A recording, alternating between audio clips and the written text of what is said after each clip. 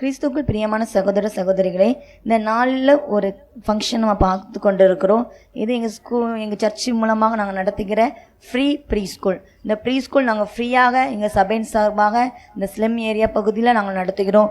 ஏன் நடத்துகிறோன்னா, இந்த ப்ரீ ஸ்கூலில் நிறைய கஷ்டப்பட்ட பிள்ளைங்க வந்து என்ன செய்கிறாங்க, படிக்கிறாங்க. இதற்கு காரணம் ஏன்னா எங்களுக்குள்ள ஒரு பாரம் வந்தது. இந்த பிள்ளைங்க வந்து ஒரு ஃபஸ்ட் ஸ்டாண்டர்டில் அவங்க வந்து உடனே என்ன செய்தாங்கன்னா கவர்மெண்ட் ஸ்கூலில் தான் போடுவாங்க. இப்போது தமிழ்நாடு, மகாராஷ்டிரா 2 கவர்மெண்ட்டுக்குள்ளே ஸ்கூல்ஸ்னால் நிறைய டிஃப்ரெண்ட், நிறைய காரியங்கள் வித்தியாசம் என்னது காணப்படுது.